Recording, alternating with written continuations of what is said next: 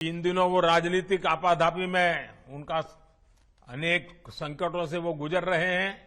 उसके बावजूद भी विकास के काम के लिए समय निकाल करके आए।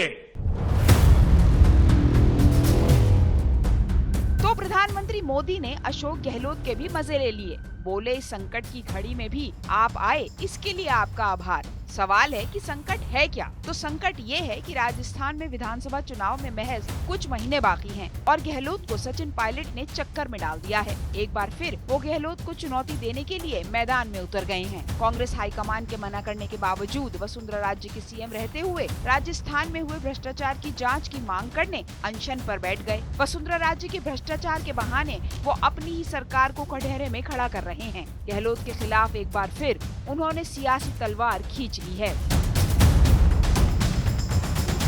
गहलोत के सामने मुश्किल है कि वो चुनाव में जाने और अपनी सरकार की वापसी की रणनीति बनाएं कि पायलट की चुनौती से निपटें। चुनाव से ठीक पहले गहलोत के लिए विकट स्थिति पैदा हो गई है। पायलट ने जिस तरह से बगावती तेवर अपनाए हैं, ऐसे में लगता नहीं कि वो आसानी से मानने वाले हैं। हाईकमान ने उन्हें दिल्ली बुला लिया है, लेकिन गहलोत के सामने वो हथियार नहीं डालने वाले हैं। कहा जा रहा है कि या तो वो राजस्थान में अपने लिए बेहतर भूमिका की तलाश करेंगे या फिर अपने मित्र सिंधिया की तरह कांग्रेस को टाटा बाय कर देंगे। दरअसल सचिन पायलट का सब्र जवाब दे गया है। चुनाव में 6 महीने बाकी हैं और उन्हें अपने कद के हिसाब से पद नहीं मिला है। वो चाहते हैं कि चुनाव से ठीक पहले उन्हें सीएम फेस की तरह प्रोजेक्ट किया जाए। अगर ऐसा भी नहीं होता तो कम से कम उन्हें प्रदेश अध्यक्ष की कुर्सी तो दी जाए। चुनाव से ठीक पहले ऐसा नहीं होता है तो फिर टिकट बंटवारे में गहलोत की चलेगी और पायलट समर्थक नेताओं का पत्ता साफ हो जाएगा।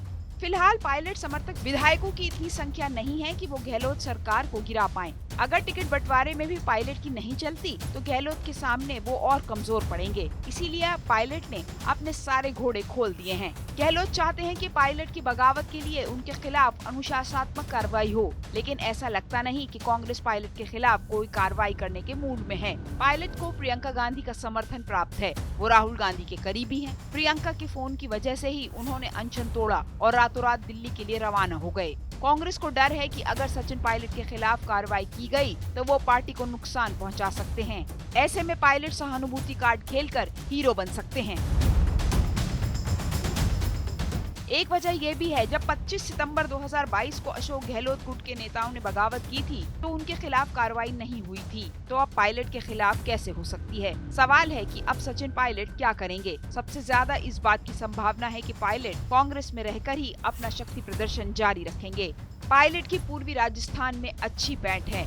उनके पास प्रभावशाली जाट, गुर्जर, मीणा और अनुसूचित जाति से आने वाले नेताओं की फौज है। वो गहलोत के सामने पूरी मजबूती से डटे रहेंगे।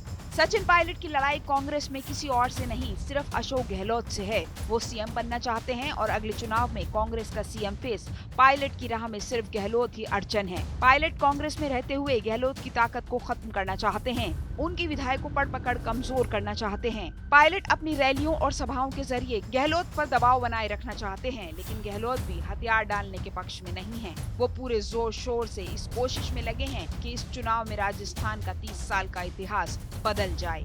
राजस्थान में हर 5 साल में सरकार बदल जाती है। गहलोत 3 दशक के इस रिकॉर्ड को तोड़ना चाहते हैं, इसीलिए उन्होंने राज्य में फ्रीबी योजनाओं की बौछार कर दी है। हर वर्ग समुदाय को खुश करने में लगे हुए हैं। वो वर्ग विशेष के साथ जातिगत समीकरणों को भी साधने में लगे हुए हैं। गहलोत किसी तरह से पायलट को राजस्थान से दूर रखना चाहते हैं। सवाल है कि ऐसा होगा कैसे? राजस्थान में कांग्रेस की सरकार बनाने में गुर्जरों ने अच्छी खासी भूमिका निभाई थी। गुर्जर करीब 40 सीटों पे अपना असर रखते हैं। अगर अगले चुनाव में भी सचिन पायलट को सीएम फेस नहीं बनाया गया तो गुर्जर नाराज हो सकते हैं। इसीलिए बहुत संभावना है कि कांग्रेस हाईकमान सचिन पायलट को संगठन में कोई बड़ा पद दे दे। इससे समाज का वोट साधने में भी मदद मिलेगी और राजस्थान में पायलट और गहलोत का सियासी टकराव भी कमजोर होगा।